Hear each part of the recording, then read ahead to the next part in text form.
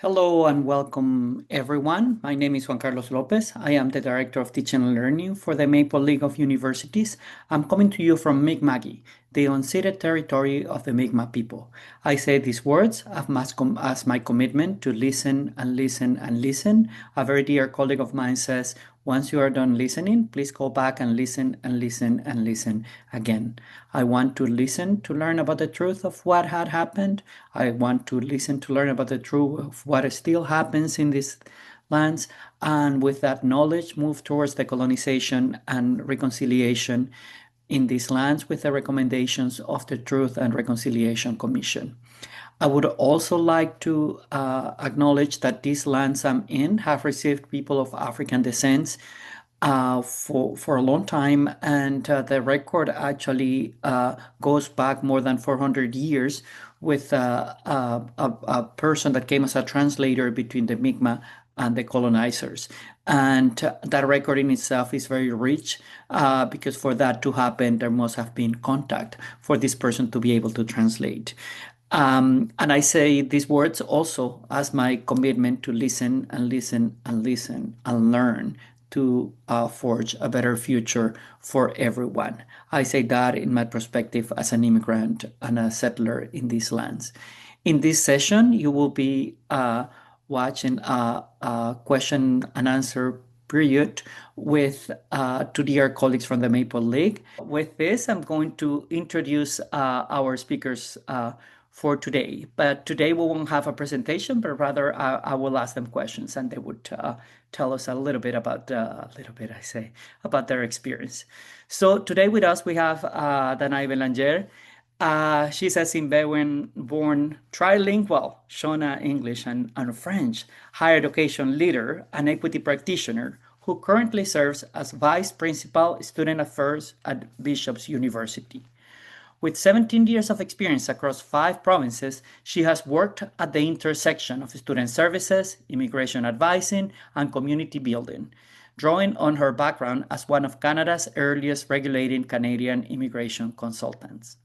Danai holds a Master of Education in Diversity Education from UBC, where her research examined the role of post-secondary leaders in fostering belonging and resilient campus communities. As a Black woman, an immigrant, Danai brings lived experience that informs her approach to equity-driven leadership, policy development, and advocacy for marginalized students and staff. She has contributed to national conversations on bias, inclusion, and student well-being through advisory committees, training for law enforcement, and cross-institutional collaboration. So thank you, Danai, for joining us. And Furu Muhammadi is a faculty member in the Sociology Department at Acadia University. She is a qualitative researcher focusing on the sociology of migration, space, place, racialization, boundaries, home, and belonging. In her research, Furu investigates how immigrants shape communities of belonging and forge a sense of home in their communities across the Atlantic Canada region and Ontario. She has published in the Space and Culture, Qualitative Sociology Reviews, and Contemporary Sociology journals, and has been the co-organizer of the Qualitative Conference since 2021. Furu strives to amplify voices of marginalized groups in decision-making processes by centering their experience in her research, teaching, and community service. Furu is an active member of various academic societies, such as the Society for the Study of Social Problems, where she's the co-chair of Critical Race and Ethnic Study Divisions, the Canadian Sociological Association, where she is a co-chair of the Equity Issues Subcommittee, and the Society for the Study of Symbolic Interactions. She has also been a member of the Anti-Colonization and Anti-Racism Committee in the Acadia Sociology Department and the Employment Equity Committee at Acadia University, where she contributes to navigating the institutions toward creating a more equitable working condition and educational environment for everyone. I must add that as I was expressing earlier, that Furu and Danai are very dear colleagues, and I couldn't be any happier to have the opportunity to have you in the same virtual room and to have this discussion. So thank you, really truly thank you very much for joining us and for agreeing to do this. So with that, I'm going to change this to a multi-speaker view. Hold on. Maybe I'm trying to get the recording in a, I think this way would work. No, we need no, we'll do it this way. All right. So what we will do today, right, is that we have a list of questions that Furo and I put together, that we put together as a group, to start discussing this topic. And what we wanted to showcase was their experiences in these spaces. So I will start asking. How about I'll go for farther away? So I'm going to start with an I. How about that? And I will ask the same question. I will hope to have the same question of both of you. So we'll start with an I, and then when the I is done, Furu, you can continue and add or answer that question. Okay? So waiting room. You got the person in? Yes. Okay. So for both of you, but then I will answer first. In your respective roles, one grounded in operations and students' experience, the other in academia. What does it actually mean to create space for racialized colleagues between institutional structures? Where do you see the biggest gaps? Take it away, Lanai. Well, first of all, thank you for such a lovely introduction and a warm welcome. It's snowing currently in Sherbrooke, so it's wonderful to have such warm words to start. Um, this is a really important question, I think. In my role, so I kind of wear two hats. I oversee the student services, student experience, but I also oversee equity initiatives on our campus. And the idea of where we see our biggest gaps and within our institutional structures is something that's always top of mind on our campus anyway. And especially because of this unique context that we all share across the Maple League. We're small institutions. We're in rural parts of the country. We don't have a lot of specialized services close by. For most of the people who come here every day, and also for those who live here, this is their ecosystem. And we have to be able to provide an ecosystem where people can thrive. For me, space is not metaphorical, it's structural. How do we create systems where students see themselves in the traditions of the institution, in the way that we operate as employees or as faculty members? It's also talking about making sure that racialized folks who are part of these discussions can do these things sustainably, that they can feel supported. In my role, I think a lot about building infrastructure and capacity. So it's not just saying we want to hire, 10 people that identify from this specific group. It's thinking about, well, if we hired those people, how successful would they be in our context? Would they have a community of support? Would they feel like they're able to do things at work that affirm their identity, that help them feel like they're part of the community? And that's very important to me. It's also more important now. If you're following the news, you probably know there's been a lot of legislation in Quebec about this very thing, about how people identify at work and what public institutions can and can't do. And it's tough. It's tough for us to be in this role where we are supporting our racialized colleagues and students. But we want to be able to create this ecosystem for them to thrive. So for me, it's more than just this metaphorical idea of like, let's create space, let's create opportunities. It really is the framework and the DNA of our institutions and the structures that we have, and building that infrastructure to support. Thank you very much. Furu, would you like to add to the question? Sure. First of all, sure. Thank you so much. Juan Carlos for this lovely introduction, and also Danai for doing this work together. It's been a pleasure for me, and also to the audience to be here. It's wonderful to have this turnout, and I am so happy to be here today. So this is an important discussion, as Danai mentioned, and I'm so glad that Donna, you also brought up the structural changes, the importance of them. So for me, as a person who works with students, but also directly also as an educator, but also as a person who tries to advocate and bring meaningful changes to any environment that I am working at, including Acadia University and many other, organizations, sociological organizations that I'm working with. It's an important work, not only in terms of my, in connection to my research, but also personally, this is an important work for me that I am willing to step forward into it. So in this situation, and especially as Danai mentioned, in this political climate, it's very important to think about the question: why are we circling around, feeling like we are circling around sometimes? Why anti-racism work, anti-colonization work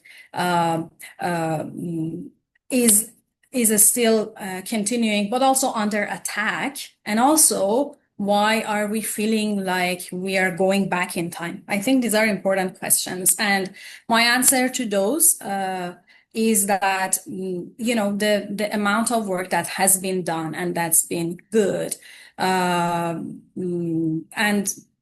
sometimes meaningful, was not enough because it was mostly adopted by our institutions to be performative and to stay in a performative level. It is not accidental that anti-racist work, anti-colonization work stays in performative stage in most institutions, and including Maple League institutions across Canada and across the world. It is intentional because,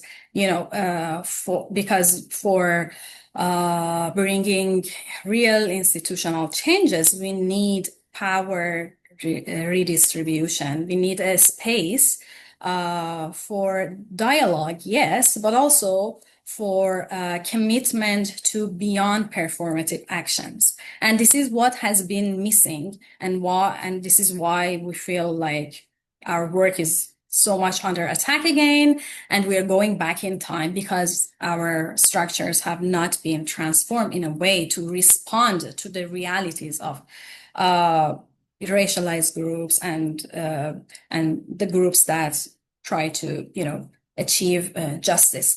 So the biggest gap for me is this gap between performative institutional commitment to EDI-AR and the unwillingness to change and to transform and to take a step back to achieve that.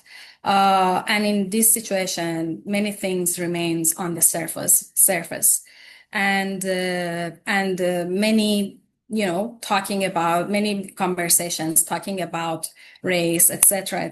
These kind of dialogues hasn't worked as much as we hoped because of what a colleague of mine, Sarita Srivastava, called it as feel-good racial politics, where institutions allow us to have these performative actions, but once it gets to the real work of transformation, we feel the pushback, and we get stigmatized and get excluded from the relations of power, to be frank.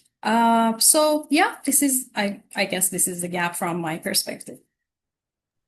Thank you both, and I think we could have stayed in this question a long time, but let's move on a little bit, So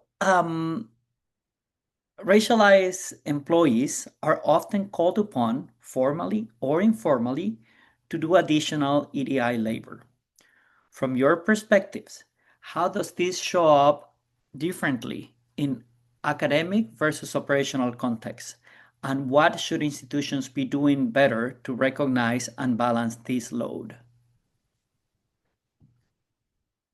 How about Furo, you start, that you are on my screen first. Sure.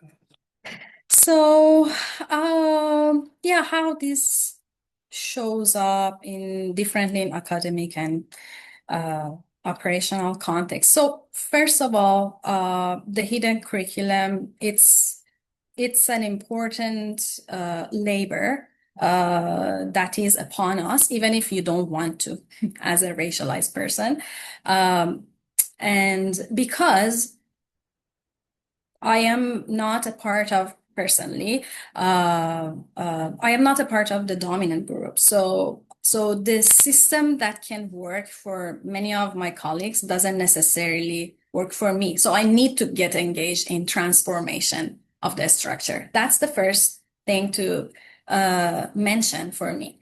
But in terms of the balance and recognition of the work, I have been fortunate to work at Acadia in terms of our collective agreement, because it recognizes, and it is because of the work that colleagues like you, Juan Carlos, have done throughout years to include such kind of invisible labors as in the form of policies in the collective agreement. And this is a fight that many other racialized colleagues have fought for, and it's now formalized. But overall, and beyond that, there are still so many other levels that we are engaged with this kind of invisible labor that needs also emotional engagement. This is an emotional where you cannot be, indifferent to a racialized student who doesn't feel safe to come to the campus, to the classes, and feels under attack. This is an emotional labor that you need to also get engaged with. And feeling the pressure also is very important part of this work. You feel like if you don't get engaged with this work will be, gone or will be left up in the air. And of course, many times it's not the case because you will have some other colleagues who can support you, etc. But as a racialized person who goes to some spaces that I am the only racialized person in the room, then my responsibility, even if I don't want to think about it, it's upon me. And you feel like if you leave that out of the conversation, and if you don't push for the things that seem invisible in the discussion but are important to the racialized groups, then you are not doing your job correctly, and you get stuck into that because there are so many other aspects, but about the work, but you feel the responsibility of leaving it behind would mean equally to just leaving it aside and not bringing meaningful change to the table and conversation to the table. So, and in these situations, the intersectionality of experiences would be really important too. The intersection of gender and race. And when, there are situations where you feel like, okay, even among racialized colleagues, as a woman, you might be overburdened with emotional labor, with other things, showing care, etc., etc. And these are all the parts that seem invisible, but bring lots of pressure to your mind and body and everything, and brings many questions to the table. So, but in these situations, I have one more thing to say and leave it to Danai to say that I have been learning a lot too from the connection with other racialized people around me by learning how to make this hidden curriculum visible and to put it formally as a part of my contribution to the academia. And I've been lucky to have access to that mentorship, to know how to make my work visible and formalize it in the dossier for promotion, for hiring, etc., etc. And I think that is an important piece that can be achieved by getting us connected and share our experiences and talk about those. Thanks. Thank you. Danai? I totally agree. I was just taking down notes as you were speaking, Faru, and I think two things come to mind for me. A lot of this work can be characterized in two ways. One is emotional triage, and the other is survival. And when I look at my own professional trajectory, I've had to, over the years, look for mechanisms or systems of survival so that I can get through what can sometimes be a very challenging environment to work in. And I think it's harder for us in the Maple League, where we are in these small institutions where there really isn't a lot of representation or support. I was telling my team earlier that this is the first time in my career where I've actually been able to sit around the table with other racialized folks in similar positions to me. I've never had that before. And so it's something that I really, truly treasure about working at this institution now. But I know that it was not an easy road to get to that point, and we're by no means at a space where we can say, oh, we're post-racial, everything's great. But I think there is a lot of emotional labor in, creating those spaces that are safer for people who are working in this environment, who are racialized, who don't see themselves anywhere. And I've been very intentional in my practice to make sure that as somebody who has quite a senior position on this campus, I am trying to create those opportunities. I meet with all my BIPOC staff, as much as I can. I try to support them. I try to hold space. I'm trying to advocate for them and trying to ensure that they have the support that I wish that I had throughout my career. And I don't know if that's enough. But I do think that it's important. And I also want to talk about, non-racialized people who were there to support me and who continue to support me and who continue to talk about me when I'm not there in a positive light, to advocate for me and to really sustain those conversations so that I don't have to physically sustain it or intellectually sustain it or mentally sustain it. But it helps normalize these conversations.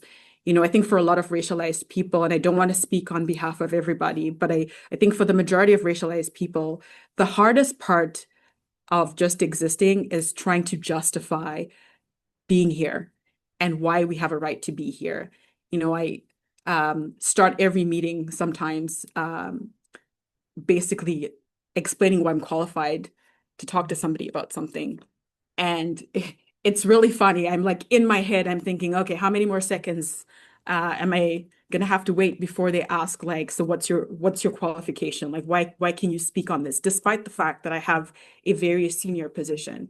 And it's surprising. I was talking to my husband just last night. It doesn't matter how high up I go. Like I consider myself to be probably as far as I will ever go in my career. And I'm still dealing with the same things that I dealt with when I was just starting out in my career. So a lot of the times we're asking, well, when does this end? When does this change? When do I become an important actor in the conversation to be able to actually be taken seriously and to make these decisions? And I think part of the work that I have to do, because I have people around me who don't have the same voice, is creating that environment. Thank you, and thank you both for your honesty. I just want to say that I hear you deeply inside. So thank you. Um, so let's move to the next one. And Danai, why don't you stay there because you're there in my screen right now. So let's talk a little bit about belonging, right? So belonging isn't just cultural; it's procedural. What policies or operational decisions have the greatest potential to either foster or undermine belonging for racialized employees? And how can academic units and operational units work together on this? Oh, that's a really good question. I think belonging it's more than just feeling, it's also a choice. Every day that we operate as institutions, we choose whether we're going to reaffirm the identities of everybody around us and create a more inclusive environment, or we choose to do the same thing, thereby excluding some people. And I think again, I keep calling back to the Maple League because we all have very long storied histories. We all have very unique cultural identities. These are hard conversations to have with institutions that are nearly 200 years old, because a lot of our traditions and our practice are based on what we've always done. And I'm somebody who, I see the value of change. And I think that change is an important it's an important part of our metamorphosis and our evolution as institutions. And it's also reflective of the societies that we're in. We're not living in the same environments where we're getting the same types of students or the same employees. And so I think that that is important to frame. The biggest thing for me has been transparent policies. You can't have a hidden process or procedure that disenfranchises me because I'm not part. I'm not part of the mold. I think that that's why transparency is also very important in the work that I do, so that people understand why we do these things. An example I can give just really quickly, we opened some affinity spaces on our campus this year. And one of the questions that we were getting a lot is, why are you doing this? You're segregating our campus. Like, we've come all this way where people shouldn't feel othered. And my response to that is, well, it's still happening.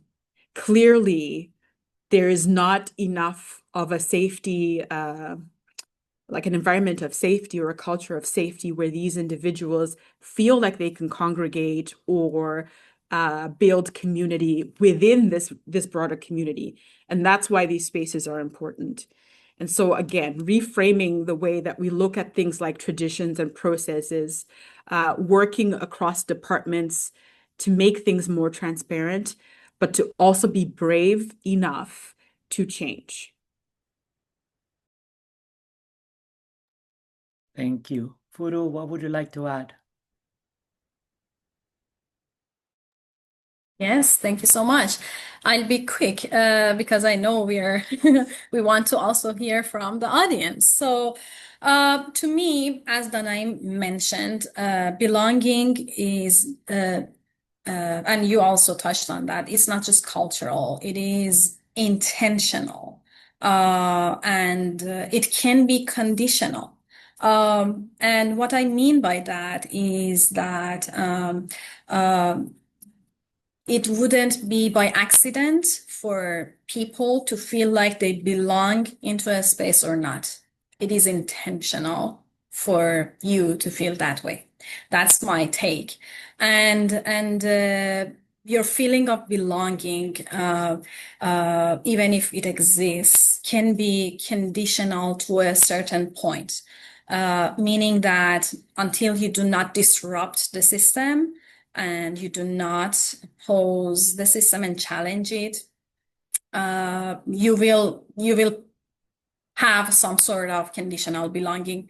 At the moment you feel or you start challenging the system, and it's not just in relation to only racialized groups. I can see this kind of work in relation to other groups too, other particularly marginalized groups who want to challenge the power structure. From the moment you challenge the power structure, your belonging will be gone, because people will not, or that space doesn't want people to, to be disruptive and to challenge those things that had been working for a long time. So in these situations, people can systematically get excluded, pushed out, silenced, or labeled as deviant. And for me, it is important to create spaces that people can be vocal about their experiences, but also get the courage to speak up about the things that do not work necessarily for everyone, and to be inviting to everyone to talk about their shared experiences, because at the end of the day, we are all constrained at some extent by our structures of power.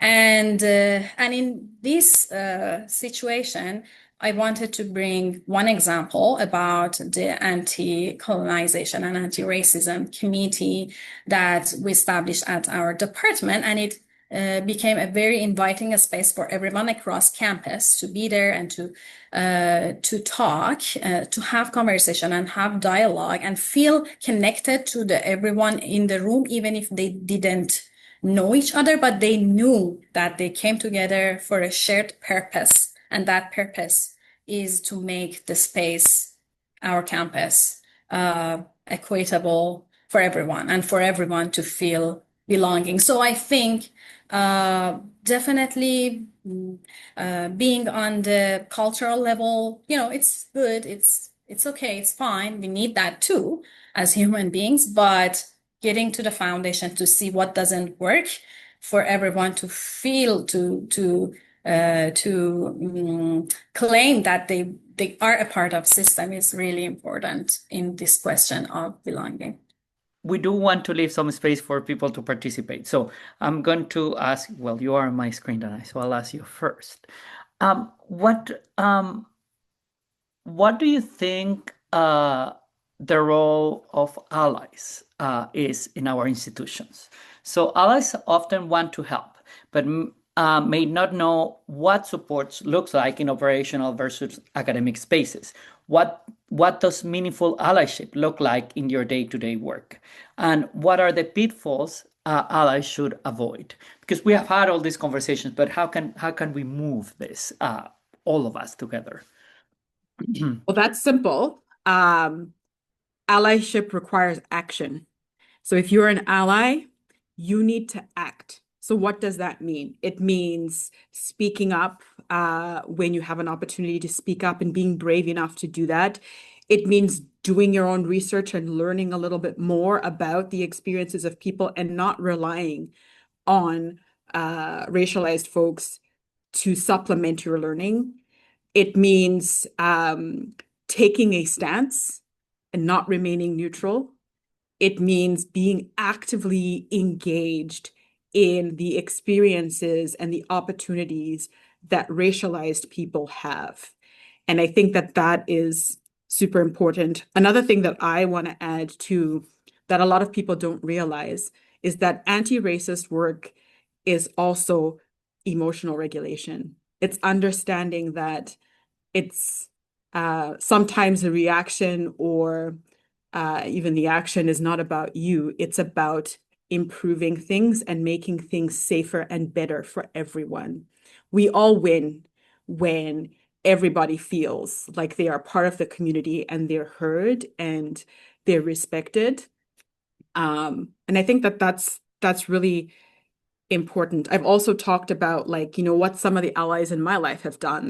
They've talked about me in spaces where I was not able to talk or defend myself or advocate for myself. They've sustained conversations that were very difficult, that were emotionally and physically taxing for me to take part in. And I can give you an example.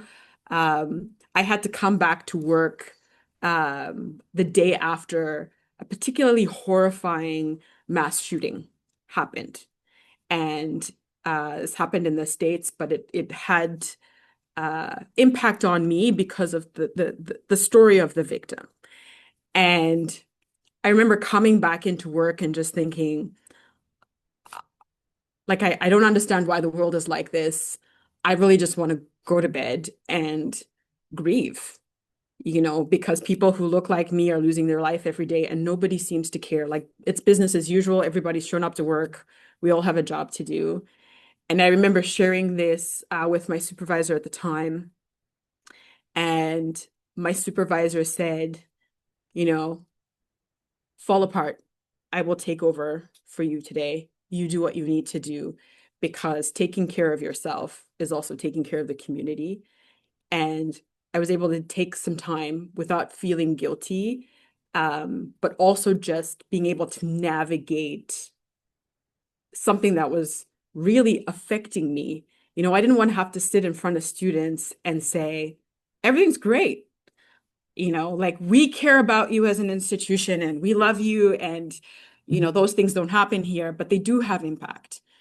So that's, to me, what true allyship looks like. I don't want to speak on behalf of all racialized people. I think for a lot of people, this is very personal. Ask somebody, how do you want me to show up for you today?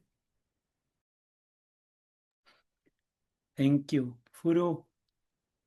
Thank you. This is a great question. And I think this is an extremely helpful discussion because throughout these years at Acadia, and also before that being an international student, having a strong allies made a big difference in the work that either I was doing or I was witnessing my colleagues were doing.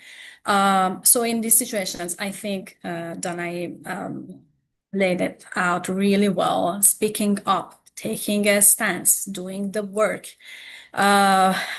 These are extremely important, and I cannot emphasize enough on the importance of it, and also on amplifying, and also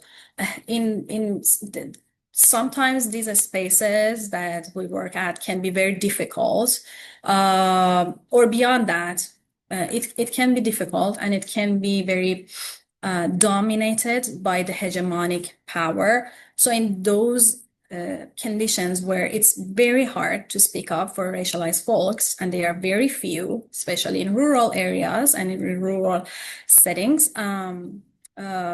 having an ally to amplify your voices and also to contribute to the discussion, it contributes to legitimizing our claims and our disruptive voice, and it gives visibility to the claims that are being made, and that's why it's very, very important. I can give a very short example about how I was approaching the HR office about an issue, and I was not getting responses at all for 4 months. And at the end, I approached one of my colleagues, our head, and he approached HR and very strongly, and also, I mean, in a supportive way, I mean, and I finally got the response, and it was an individual, on the individual level, but the impact was high, and I could see, okay, how it works now, and how it is important to create allyship. But I wanted also to mention that having nothing to say in the situations where things get uncomfortable for racialized folks would mean staying on the side of power, and we need to call that in or out or whatever. And one more thing that if I want to highlight is about coming together based on the issues, not necessarily based, and demanding change based on those issues is highly important. We shouldn't just get together based on the shared identities we have. If we come together based on the shared issues and struggles that we all have in different forms, but they are deeply interconnected, our voices would be much, much stronger. And it is serving the structural power to atomize us, to divide us, and to not allow us to empower our efforts for structural changes. And if I want to highlight something, is to highlight that your fight would be my fight, and my fight, I hope, would be other people's fight, because we are in this together. And to fight for justice and to demand change is something we need to do collectively rather than just individually and based on merely based on shared identities. Thank you. This is lovely, and it makes homage to why we are here today, because our series is exactly that: is better together, and that is something that I was sharing with Anaya and Furu earlier when we logged in the call, that the importance of creating these spaces, even for discussion, for learning, for sharing, is so important, and it has been very wonderful, transformative for all of us in the Maple League and beyond. So yes, I do truly and strongly believe that we are better together.